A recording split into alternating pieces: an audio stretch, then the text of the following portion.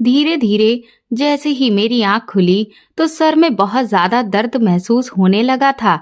लेकिन जैसे ही मेरी खुद पर नजर पड़ी, मैं हैरान रह गई। मैं दुल्हन के कपड़े पहने हुए थी और सामने मेरी नौकरानी भी बैठी थी। उसकी भी हालत बहुत बुरी हो रखी थी। इससे पहले कि मैं उससे कुछ भी पूछती कि तभी वो बुढ़ा कमरे के अंदर आया और हम दोनों को देखकर बहुत खुश हो गया। कहने लगा, मेरी दोनों दुल्हनों का मैं कब से बेसब्री से इंतजार कर रहा था। आज मेरी ये तमन्ना पूरी होगी। मेरी भी आज सुहाग रात होगी, वो भी दो दो दुल्हनों के साथ। एक साथ मैं अपनी हसरतें पूरी करूंगा। ये कहते हुए उसकी आंखें चमक रही थी। उसकी ऐसी बातें सुनकर मैं बुरी तरह से घबरा गई और गिड़गिड़ाने लगी। लेकिन उसे हम लोगों पर तरस नहीं आया। वो हम दोनों को पकड़कर बेड के पास ले गया और झटके से फेंक दिया। वो भले ही बूढ़ा था, लेकिन उसमें अभी भी बहुत ताकत थी और इसीलिए उसने हम दोनों को अपने काबू में कर रखा था। इसके बाद उसने हम दोनों को एक साथ, हमारी चीखें उस पूरे कमरे में गूंज रही थीं। लेकिन वो बुढ़ा तो ऐसा लग रहा था कि जैसे जन्म जन्म से इसी दिन का इंतजार कर रहा था और इसीलिए वो रुकने का नाम। मेरा नाम सलोनी है। मैंने बचपन में ही अपने माँ बाप को एक कार एक्सीडेंट में खो दिया। उसके बाद से कोई भी ऐसा नहीं था जो मेरी जिम्मेदारी लेता। मैं उस वक्त मात्र 7 साल की थी। माँ बाप को खोना क्या होता है, उनके बिना कैसे जिया जाता है, ये तो मुझे कुछ पता ही नहीं था। मैं तो बस दिन भर अपने मम्मी पापा को याद करके रोती रहती थी। लेकिन भगवान का इतना एहसान था कि अभी मेरी नानी जिंदा थी और इसीलिए वो मुझे अपने साथ ले गई। मेरी नानी ने ही मुझे पाल पोस कर बड़ा किया। लेकिन जैसे ही मेरी पढ़ाई पूरी हुई और मैंने जब ये सोचा कि अब मैं नौकरी करूंगी और अपने पैरों पर खड़ी हो जाऊंगी और अपनी नानी के साथ खूब एंजॉय करूंगी, उन्हें अपने कमाए हुए पैसों से अच्छी अच्छी चीजें खरीद कर ला कर दूंगी, उन्हें कई जगह घुमाने ले जाऊंगी। लेकिन मेरा ये सपना धरा का धरा ही रह गया। मेरी नानी एक दिन मुझे छोड़कर चली गई। एक रात वो ऐसी सोई कि फिर कभी उठी ही नहीं। न जाने भगवान मुझे किस बात की सजा दे रहा था, जो उसने मेरे हर एक अपने को मुझसे छीन लिया था। अब इस दुनिया में मेरा अपना कहने के लिए कोई भी नहीं था। लेकिन फिर भी जब भगवान जिंदगी देता है तो आपको जीना ही पड़ता है। और मैं भी खुद के लिए जीना सीख चुकी थी। मेरा कोई खास दोस्त भी नहीं था जिसके साथ मैं अपनी खुशियां और अपने गमों को बांट सकती थी। लेकिन इसी अकेलेपन ने मुझे बहुत मजबूत भी बना दिया था। मैं कभी भी किसी का सहारा नहीं मांगती थी। अब हर चीज से लड़ने की ताकत मुझ में आ चुकी थी। लेकिन फिर भी आखिर मैं भी तो एक इंसान थी। मुझे भी तो कभी न कभी किसी की जरूरत महसूस होती थी। पढ़ाई पूरी होने के बाद मैंने कई अच्छी कंपनियों में नौकरी के लिए अप्लाई किया और फिर बहुत जल्द ही मुझे मेरी काबिलियत के दम पर मुंबई जैसे शहर में नौकरी मिल गई। मैं भी इस शहर को छोड़कर जाना चाहती थी, क्योंकि ये शहर भले ही मेरा अपना था, लेकिन इससे जुड़ी हुई मेरी यादें मुझे हर पल तंग करती रहती थी। मुझे मेरे अपनों की यादें सताती रहती थी। इस वजह से मैं नानी के घर को ताला लगा चुकी थी और वहां से मैं मुंबई शिफ्ट हो गई। लेकिन मुंबई जैसे बड़े शहर में रहने के लिए जगह ढूंढना बहुत मुश्किल था। हालांकि मेरे पास पैसे की कमी नहीं थी, क्योंकि मुझे काफी अच्छी सैलरी पर रखा गया था और नानी ने भी मेरे नाम पर काफी पैसा जमा किया था।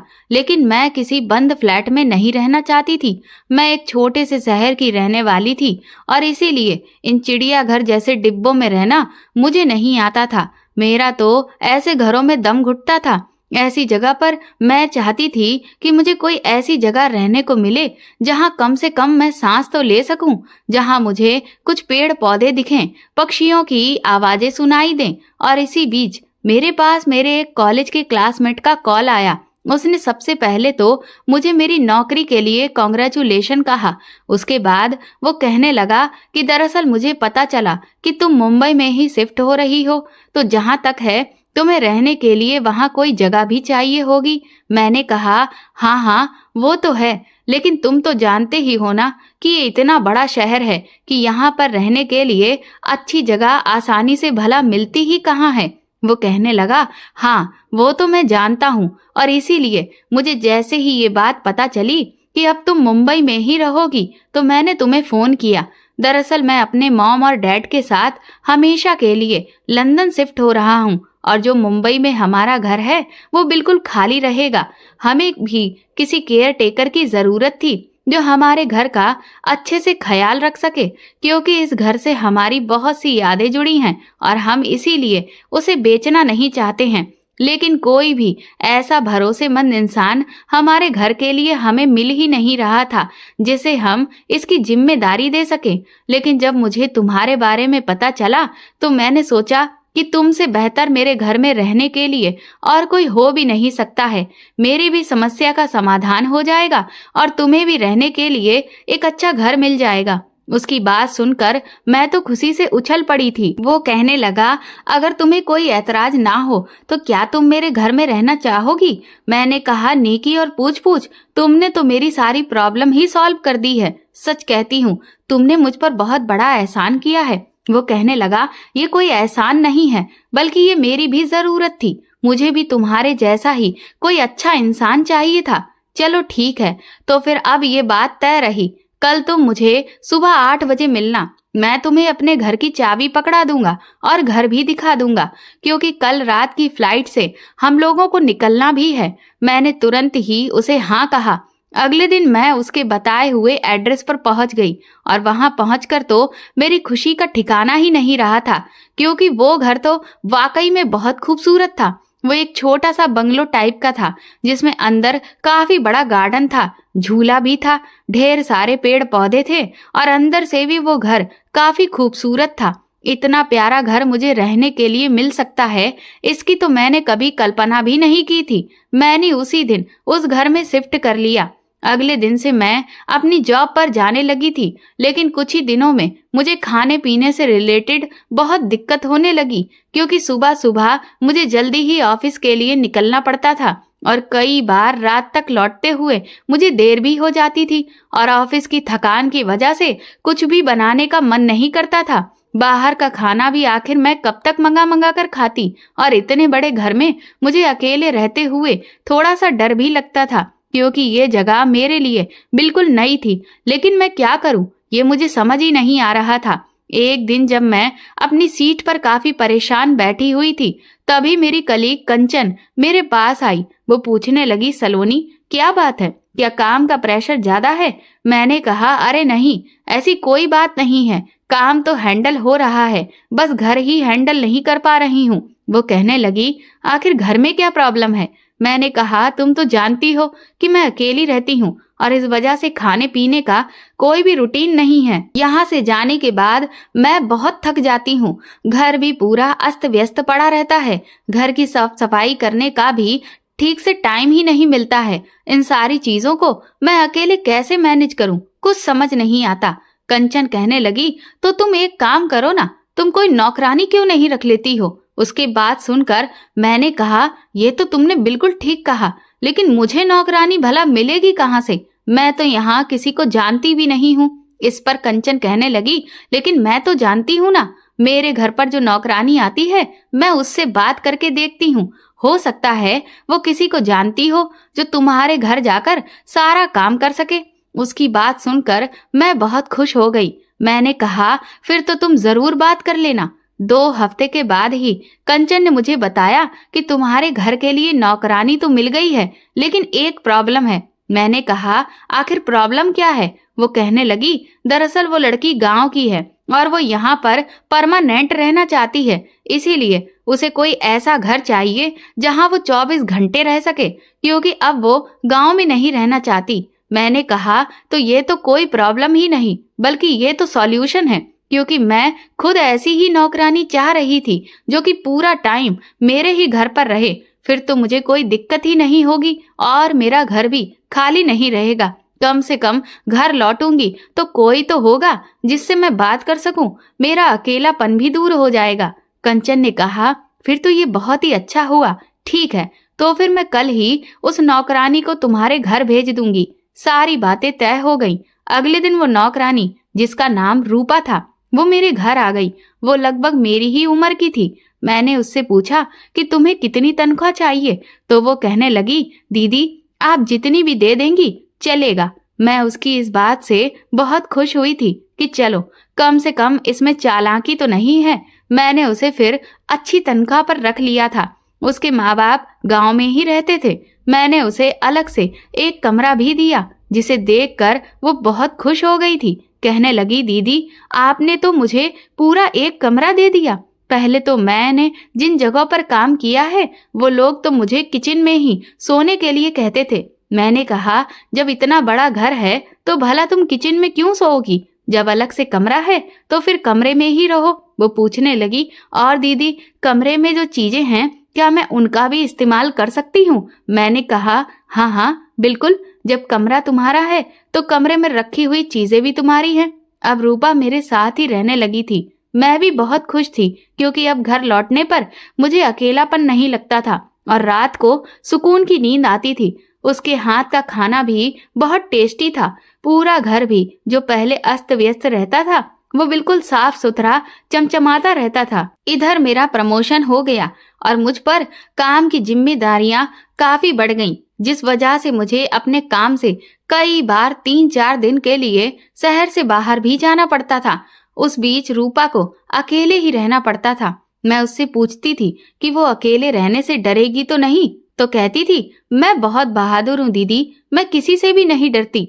उसकी बातें सुनकर मैं तो हंस ही पड़ती थी। अब सब कुछ बहुत अच्छा चल रहा था, लेकिन एक दिन जब मैं 2-3 दिन के बाद अपने घर लौटी तो मैंने देखा कि एक गाड़ी मेरे घर के बाहर खड़ी हुई थी। मैं भी उस वक्त क्योंकि अपनी कार में थी तो इसीलिए गाड़ी में कौन बैठा है ये मैं देख ना सकी। लेकिन जैसे ही मैं गाड़ी से उतरी तो मैंने सबसे पहले पलटकर उस गाड़ी की तरफ ही देखा था, लेकिन उस गाड़ी में बैठे हुए शख्स ने अपनी गाड़ी का शीशा ऊपर कर लिया और बस कुछ सेकंड में ही वो अपनी कार लेकर वहां से चला गया। मुझे बहुत अजीब लगा, न जाने वो कौन था।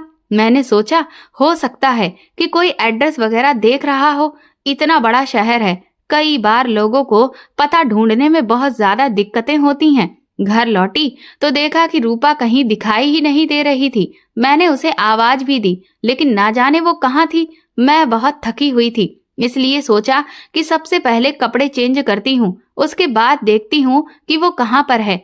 कमरे में जैसे ही पहुंची तो ड्रेसिंग टेबल पर मेरा सारा सामान कुछ अजीब तरह से बिखरा पड़ा था। अभी मैं ये सब देख ही रही थी कि तभी पीछे से रूपा की आवाज आ गई। वो कहने लगी, अरे दीदी आप आ गईं, आपने बताया नहीं। मैंने कहा, हाँ वो मैं भूल गई थी, काम जल्दी खत्म हो गया तो इसीलिए मैं जल्दी ही वापस आ गई। लेकिन तुम कहाँ थी? तो कहने लगी, मैं तो छत पर कपड़े सुखाने गई थी। मैंने कहा, अच्छा लेकिन ये सामान सब कैसे फैला है? तो कहने लगी, मैं तो सफाई कर रही थी। मैंने सोचा कि आपको तो टाइम ही नहीं मिलता है तो मैं ही देख लेती हूँ कि अगर इनमें से कोई भी चीज एक्सपायर हो गई हो तो उसे हटा दूं। एक्सपायर चीज से आपकी स्किन को नुकसान भी तो हो सकता है ना। मैंने मुस्कुराकर कहा, हाँ सो तो है।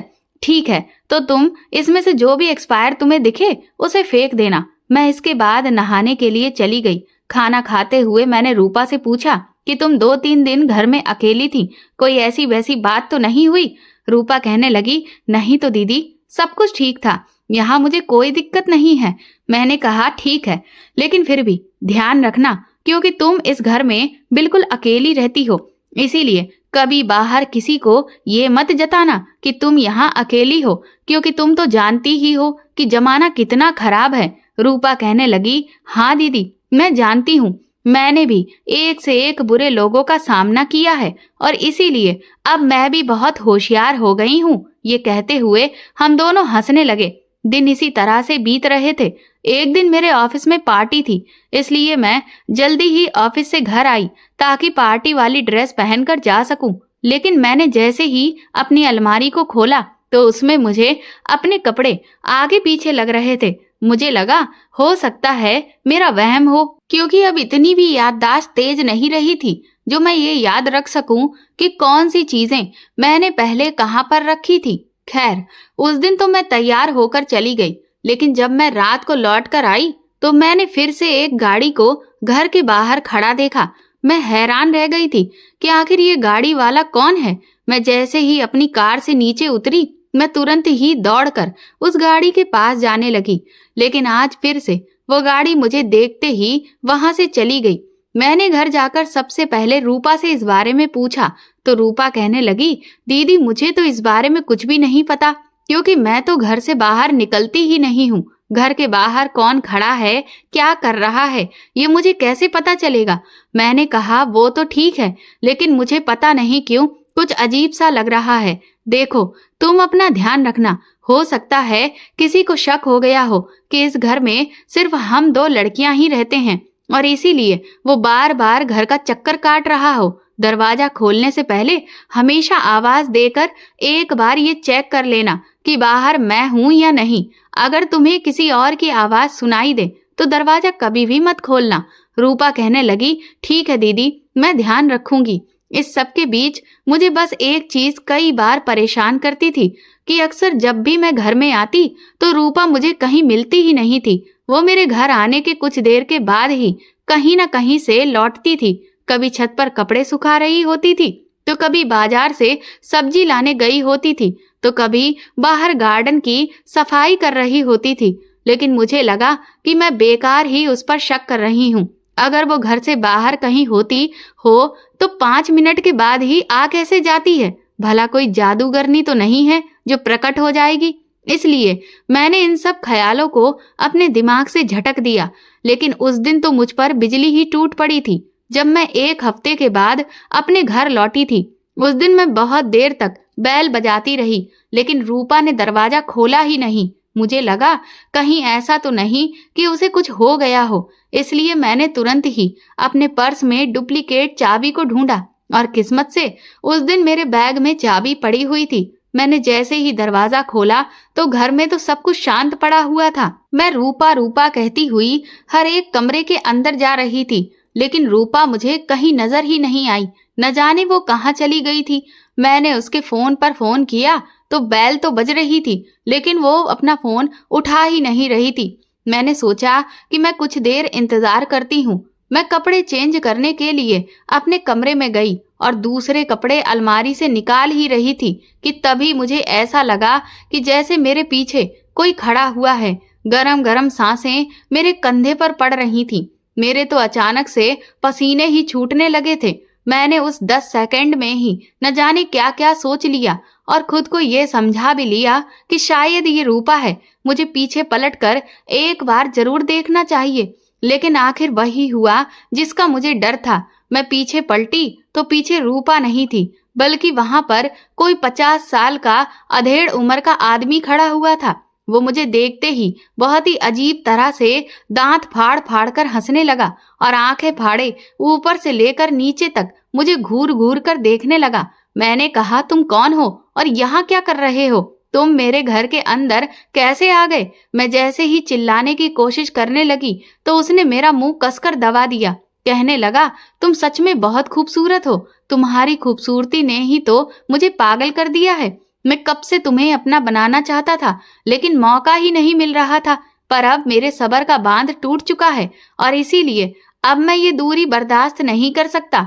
देखो, तुम जितना फड़फड़ाओगी उतना ही तुम्हें तकलीफ होगी, इसीलिए चुपचाप मेरी बात मान जाओ। सच कहता हूँ, जैसा मैं कहता हूँ अगर तुम वैसा ही करोगी तो फिर मैं तुम्हें रानी बनाकर रखूंगा। मैंने उसे अपने आप को छुड़ाने की बहुत कोशिश की, लेकिन मैं उससे खुद को छुड़वा ही नहीं पा रही थी। वो मुझे घसीटकर घर से बाहर ले जाने लगा। मैंने उसे कसकर धक्का दिया, जिससे वो लड़खड़ा कर गिर गया।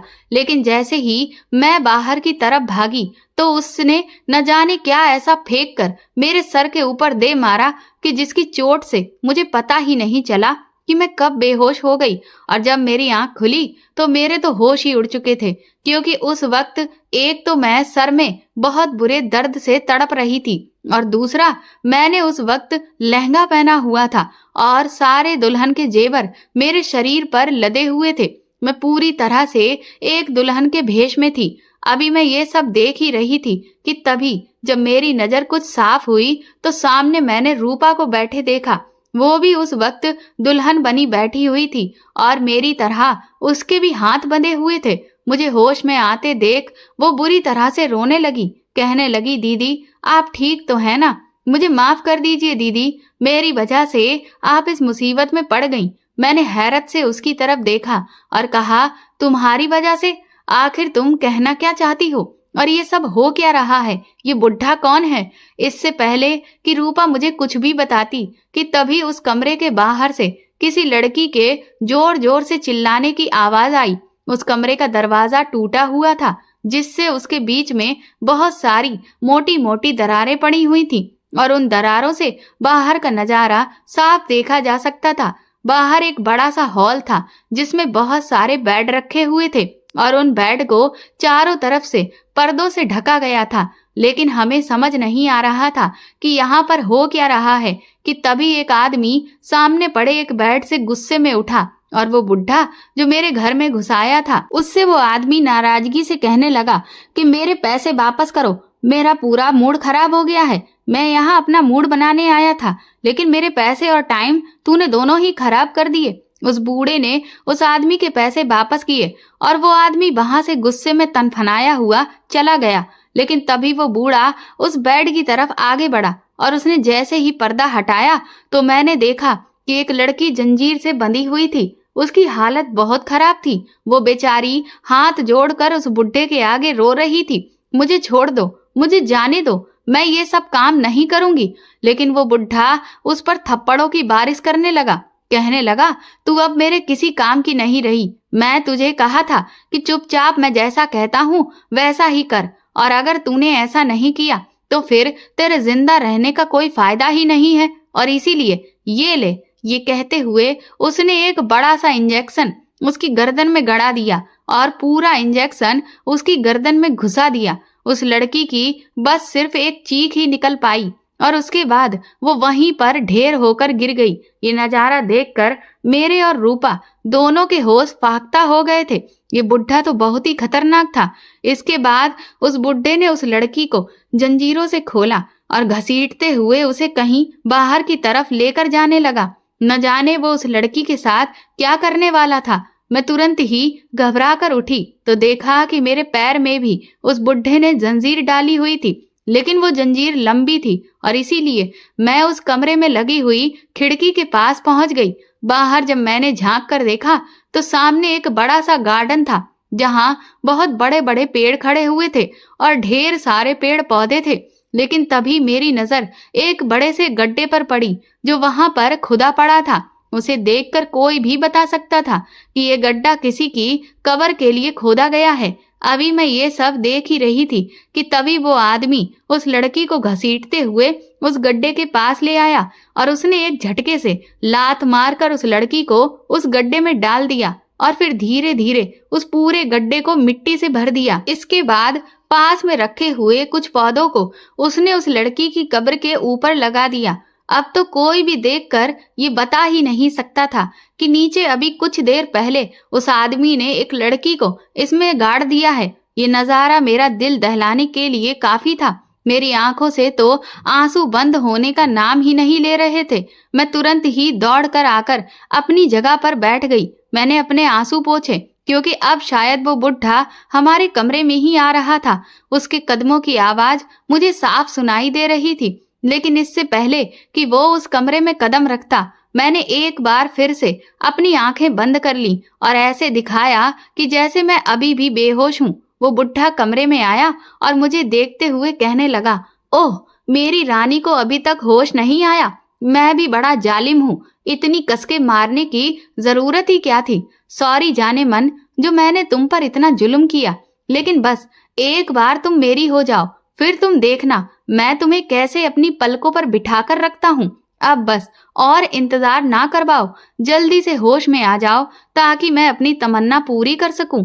इसके बाद उसने रूपा की तरफ देखा और कहा, वैसे कम तुम भी नहीं हो, खूबसूरत तुम भी बहुत हो, और इसीलिए तो मैं तुम दोनों को एक साथ अपनी दुल्हन बनाऊंगा और दोनों से साथ में ही अपनी ख्वाहिश पूरी करूंगा। इसके बाद वो कमरे से बाहर निकल गया और थोड़ी ही देर के बाद एक कार के स्टार्ट होने की आवाज हमें सुनाई दी। मैं तुरंत ही फिर से खिड़की के पास गई तो देखा कि वो आदमी अपनी गाड़ी में बैठकर कहीं बाहर चला गया था। मैंने रूपा से कहा कि आखिर ये सब क्या हो रहा है।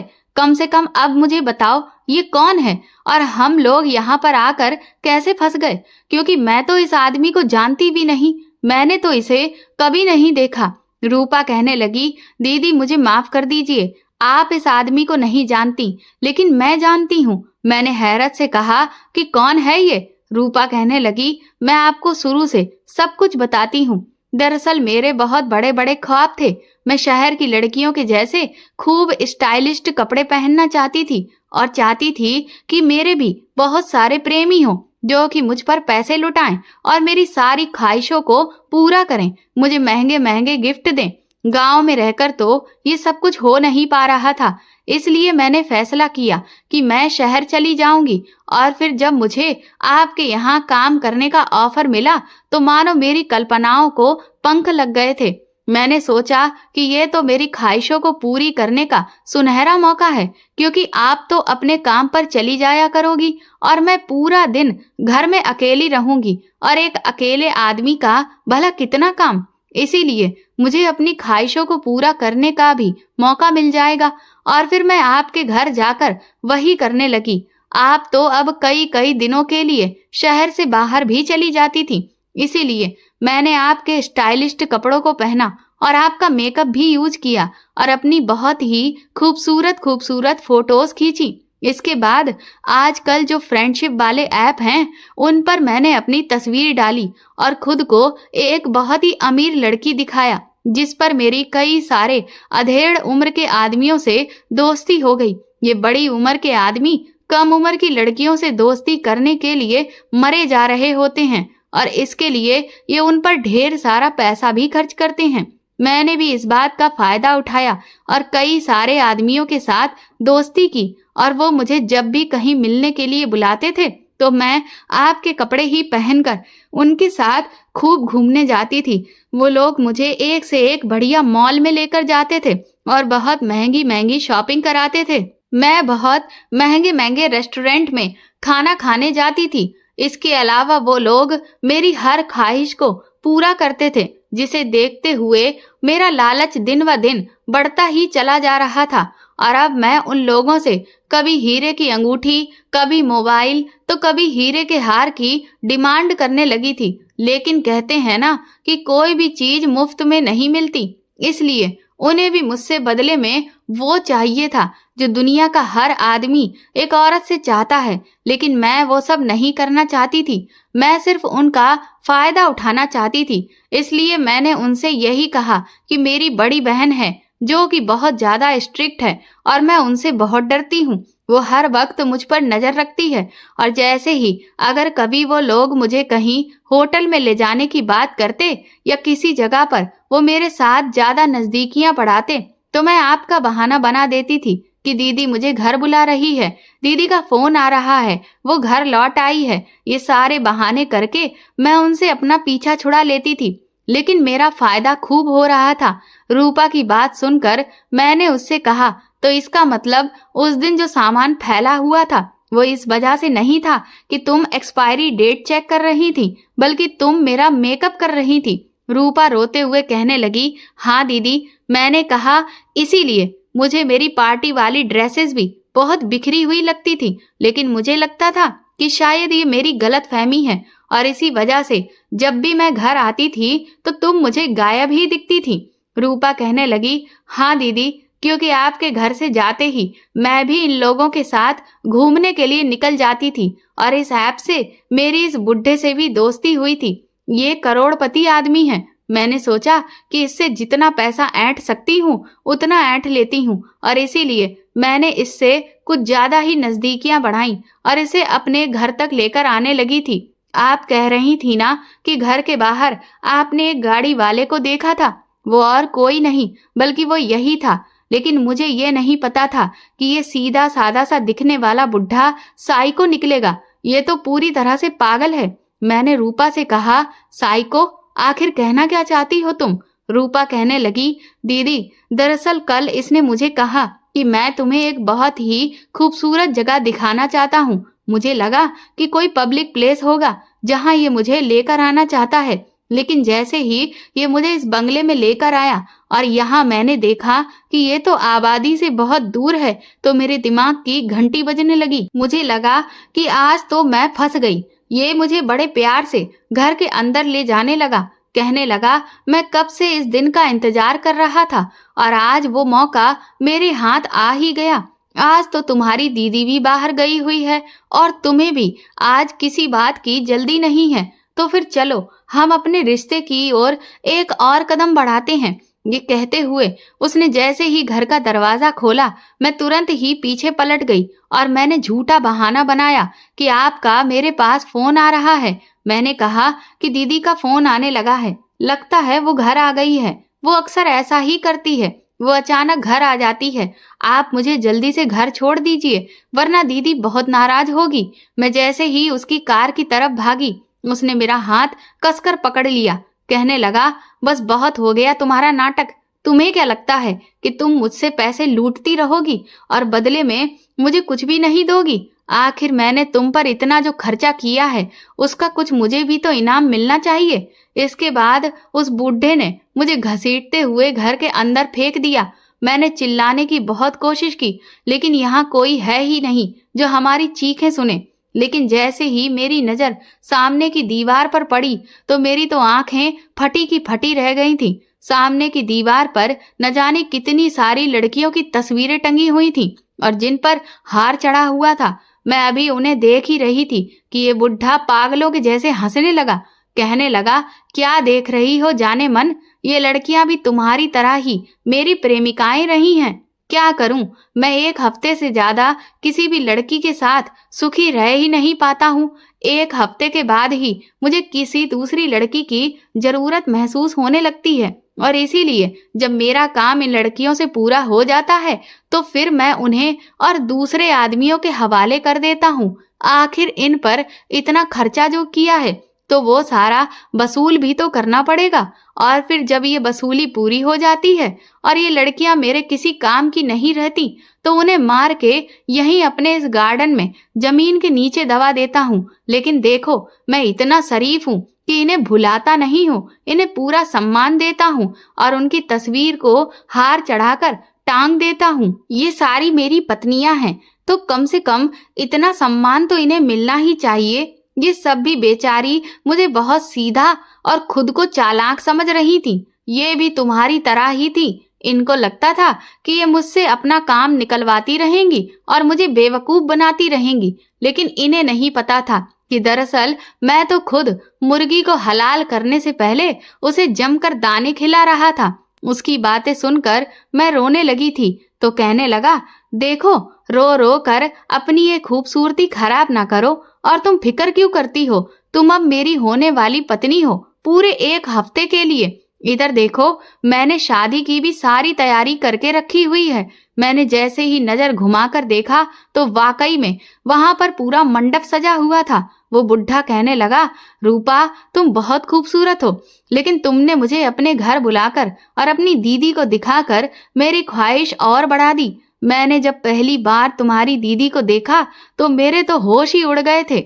मैंने अब तक इतनी लड़कियों को अपने जाल में फंसाया, लेकिन उसके जैसी खूबसूरत लड़की तो मैंने आज तक नहीं देखी, और ऐसी बला सिर्फ मेरे लिए ही बनी है। इसीलिए मैंने फैसला किया है कि मैं तुम दोनों से एक साथ शादी करूंगा, क्योंकि मुझसे सब्र ही नहीं हो रहा है। मैंने उसके बहुत हाथ पैर जोड़े कि वो आपके साथ कुछ भी ना करे, लेकिन वो कहने लगा कि अब तो मेरा दिल उस पर आ चुका है। क्या करूं? जिस दिन से मैंने उसे देखा है, वो तो मेरी नजरों में ही बस गई है, और इसके बाद वो मुझे बांध कर कहीं चला गया, और फिर अब वो आपको भी यहाँ ले आया। ये सब मेरी गलती है। अगर मैं ये सब कुछ नहीं करती, तो आप भी इस जाल में नहीं फंसती। मैंने ही उसे आपका घर दिखा दिया, और तभी उसकी गंदी नजर आप पर पड़ी, और उसने आपके साथ भी वही किया जो उसने मेरे साथ किया। ये कहकर रूपा जोर जोर से रोने लगी। कहने लगी, दीदी, मुझे माफ कर दीजिए। आज मुझे अपने किए पर बहुत पछतावा हो रहा है। मैंने रूपा से कहा कि मैं तो तुम्हें कितना सीधा और सुलझी हुई लड़की समझती थी, लेकिन तुम तो बहुत ही बिगड़ी हुई निकली। अपनी ख्वाहिशों को पूरी करने का भला ये भी कोई रास्ता होता है? अगर तुम्हें इतना ही शौक था कि तुम शहर की लड़कियों के जैसे कपड़े पहनो और उनके जैसा ही लाइफ स्टाइल अपनाओ, तो उसके लिए मेहनत करती। तुम मुझसे कहती, मैं तुम्हें आगे पढ़ने लिखने में मदद करती, लेकिन तुमने तो गलत रास्ता चुना। तुम्हें लगा कि तुम इस आदमी को चूना लगा दोगी और इसका फायदा उठाकर अपनी ख्वाहिशों को पूरा करोगी। लेकिन देख लो, तुम्हारी ख्वाहिशों का ये नतीजा है कि आज हम इतनी बड़ी मुसीबत में फंस चुके हैं। तुम ये कैसे भूल गई रूपा कि इस दुनिया में मुसीबत सिर्फ औरतों पर ही आती है, आदमियों पर आफत कम ही बरसती है। अब सबसे पहले हमें ये सोचना होगा कि हम यहाँ से कैसे निकलें। अभी हम लोग ये सब सोच ही रहे थे कि तभी अचानक से हमें गाड़ी की आवाज सुनाई दी और वो बुढ़ा वापस लौट आया। तो मुझे और रूपा दोनों को घसीट कर वो बाहर की तरफ ले जाने लगा। हम अपनी पूरी ताकत आजमा रहे थे, लेकिन वो मानने को तैयार ही नहीं था। मैंने उसके सर पर अपना सर जोर से मारा, जिससे वो नाराज हो गया और कहने लगा कि मैं तेरे साथ नरमी बरत रहा हूँ तो तू मुझे बेवकूफ समझ रही है। ठीक है, अब मैं यही और अभी तेरी इज्जत तार तार करूंगा और उसके बाद ही तेरी अकल ठिकाने आएगी। ये कहते हुए उसने मेरे कपड़ों को खींचना शुरू कर दिया। मेरे तो होश ही उड़ गए थे। वो बुढ़ा बिल्कुल पागल हो गया था। वो मुझे अपनाने के लिए बौखलाया जा रहा था, लेकिन तभी रूपा ने एक लात खींचकर उसके कंधे पर मारी, जिससे वो लड़खड़ा कर पास में रखी हुई टेबल के पास जाकर गिरा और वो टेबल का कोना उसके सर से लग गया, जिससे उसके सर से खून आने लगा। ये देखकर वो गुस्से में पागल हो चुका था। उसने आओ देखा ना ताओ और पास ही पड़े एक लोहे के डंडे को उठाया और उसने 4-5 वार रूपा के ऊपर कर दिए। मैं चीखती रह गई, लेकिन मैं रूपा को बचा न सकी। रूपा बेचारी ने वहीं दम तोड़ दिया। इसके बाद उस बुढ़े ने मेरी तरफ डंडे को दिखाते हुए कहा कि देखो रानी, अब मेरी बात प्यार से मान जाओ। इसे तो मैंने ऊपर पहुंचा दिया है, लेकिन तुम्हारे साथ मैं ऐसा करना नहीं चाहता हूँ, क्योंकि सच कहता हूँ, तुमसे मैं बहुत प्यार करता हूँ। इसीलिए मेरे गुस्से का अब और इम्तिहान मत लो और चुपचाप मेरी बन जाओ। उसके ऐसे रूप को देखकर मैं बहुत डर गई थी। बार बार मेरी नजर रूपा पर ही जा रही थी और मेरी आंखों से आंसू बह रहे थे। मैंने कभी नहीं सोचा था कि एक दिन रूपा मेरी आंखों के सामने ही दम तोड़ देगी। इसके बाद वो बुढ़ा मुझे शादी के मंडप में लेकर गया और उसने मुझे अग्नि कुंड के सामने बिठा दिया। वो खुद ही मंत्र पढ़े जा रहा था और साथ में बहुत खुश भी होता जा रहा था, लेकिन मैं हिम्मत नहीं हारने वाली थी। मुझे अब हर हाल में रूपा की मौत का बदला भी लेना था और उसने अब तक जिन भी लड़कियों के साथ बुरा किया था उन्हें भी उसके चुंगल से छुड़ाना था। मेरे हाथ उसने अभी तक बांध रखे थे और उन बंधे हुए हाथों से ही मैं हवन सामग्री को उठाकर अग्नि कुंड में डाल रही थी। मैंने तुरंत ही हवन सामग्री की प्लेट को उठाया और पूरी प्लेट उस आदमी की आंखों की तरफ उड़ेल दी, जिससे वो बुरी तरह से बिलबिला गया। उतनी देर में जब तक वो संभलता, मैंने अपने हाथों की रस्सियों को उस अग्नि कुंड की आग के ऊपर किया, जिससे कुछ ही देर में रस्सी पूरी तरह से जलकर टूट गई और मेरे दोनों हाथ खुल गए। लेकिन तब तक वो बुढ़ा संभल चुका था। वो गुस्से में मुझ पर टूट पड़ा कि तू मेरी बात मानेगी नहीं, लेकिन मैंने भी पास में रखी हुई कुर्सी को उठाकर उसके सर पर इतनी जोर से मारा कि वो वहीं बेहोश होकर गिर गया। मेरे पास यहाँ से भाग जाने का मौका बहुत अच्छा था, लेकिन मैं उन लड़कियों को इस दलदल से आजाद कराए बिना यहाँ से जा नहीं सकती थी। इसलिए मैं तुरंत ही भागती हुई ऊपर की तरफ गई। पर जैसे ही मैं उस हॉल में पहुंची, सच कहती हूँ, उन लड़कियों की हालत देखकर मेरा दिल दहल गया था। ऐसा लग रहा था कि उन्हें हर रोज जैसे किसी जानवर ने नोच कर खा लिया हो। शायद उनके साथ दिन में कई बार कई आदमी। ये सोचकर ही मेरी आत्मा घिन से भर गई थी, लेकिन मैं एक एक बेड के पास जा जाकर उनकी जंजीरों को खोल रही थी। पर वो बेचारी तो उस वक्त अपने पूरे होश और हवास में ही नहीं थी, जो वो मेरे साथ वहां से भाग सकती। मैं उन्हें उठाने की कोशिश तो कर रही थी, लेकिन शायद इस आदमी ने उन सबको नशे के इंजेक्शन दे रखे थे और इसीलिए वो रो तो रही थी, लेकिन उनके शरीर में इतनी क्षमता नहीं थी कि वो उठकर वहां से जा सकती। मैंने सोचा कि मैंने इनके सर पर पानी उड़ेल कर इन्हें होश में लेकर आती हूँ, लेकिन उससे पहले ही मैं जैसे ही पीछे पलटी तो मेरी रूह कांप गई, क्योंकि वो बुढ़ा मेरे सामने खड़ा हुआ था। मैंने सुना था कि बुरे आदमी का अंत जल्दी नहीं होता है, और आज इस हकीकत को मैं अपनी आंखों के सामने यथार्थ होते हुए देख रही थी। वो गुस्से में मेरी तरफ दौड़ता हुआ आया और उसने कसकर मेरा गला दबाना शुरू कर दिया।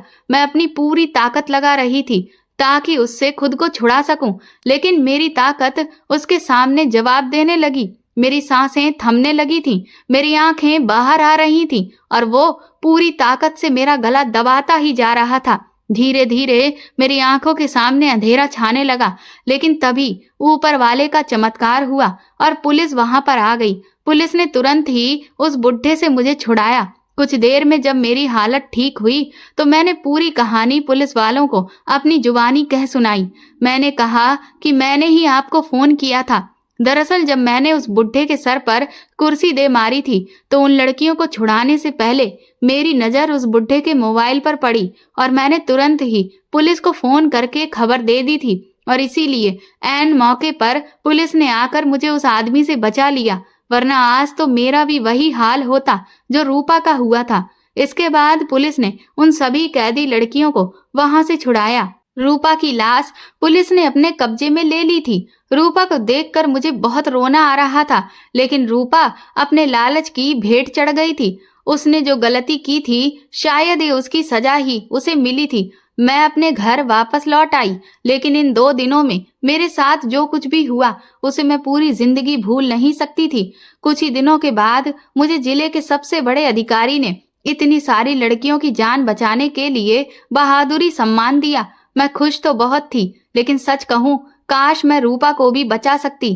काश आज रूपा भी मेरे साथ यहाँ जिंदा खड़ी होती। बाद में पुलिस ने मुझे बताया कि वो आदमी सनकी था, उसे कम उम्र की लड़कियों की सनक थी और इसीलिए उसने फ्रेंडशिप ऐप पर अपना अकाउंट बनाया था, क्योंकि आजकल लड़कियों को जल्द से जल्द अपनी ख्वाहिशों को पूरा करने वाला कोई इंसान चाहिए होता है, और इस तरह के आदमी उनकी ख्वाहिशों को पूरा करके उनका फायदा उठाते हैं और वो उनके जाल में फंस जाती हैं, जैसे कि रूपा फंस गई थी। और फिर उसके बाद जब इसका खुद का मतलब उन लड़कियों से पूरा हो जाता था और इसका मन भर जाता था, तब ये उन लड़कियों को दूसरे आदमियों के हवाले कर देता था। ये सब कुछ मेरे लिए किसी ट्रॉमा से कम नहीं था। इतने सालों बाद कोई ऐसा इंसान था जिसके साथ मैं हंसी खुशी रह रही थी। रूपा के होने से मेरी जिंदगी में वो अकेलापन नहीं रहा था, लेकिन कहते हैं ना, भगवान आपके लिए किसी न किसी को भेज ही देता है। कुछ महीनों के बाद मेरे बॉस की तबीयत खराब रहने लगी और इसीलिए उनके बेटे ने कंपनी का सारा काम संभाल लिया, और इस दौरान मेरी और उनके बेटे के बीच में काफी नजदीकियां बढ़ गई थीं।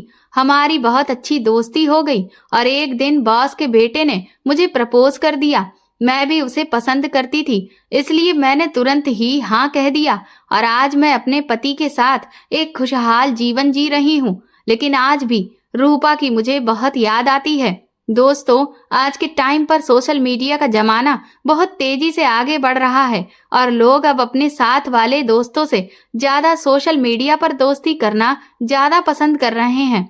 लेकिन इसके बहुत बुरे नतीजे भी हैं, क्योंकि अगर कभी कोई बुरा इंसान आपसे जुड़ जाता है तो वह आपकी पूरी जिंदगी तबाह करके भी रख सकता है। खास तौर पर लड़कियों को तो बहुत ज्यादा सावधान रहना चाहिए, क्योंकि आज के टाइम पर लड़कियों के साथ जो घटनाएं हो रही हैं उन्हें देखते हुए अब वो टाइम नहीं है कि लड़कियां किसी पर भी भरोसा करें।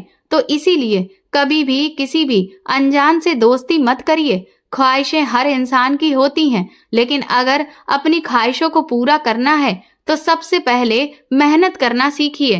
दोस्तों, अगर ये कहानी आपको पसंद आई है और मेरी इस कहानी से आपको कोई अच्छी सीख मिली है तो प्लीज हमें कमेंट करके जरूर बताएं और इस वीडियो को ज्यादा से ज्यादा शेयर और लाइक करके मेरे चैनल को सपोर्ट करें। साथ ही बेल आइकन जरूर दबा दें ताकि आगे आने वाली नोटिफिकेशंस भी आपको रेगुलर मिलती रहें।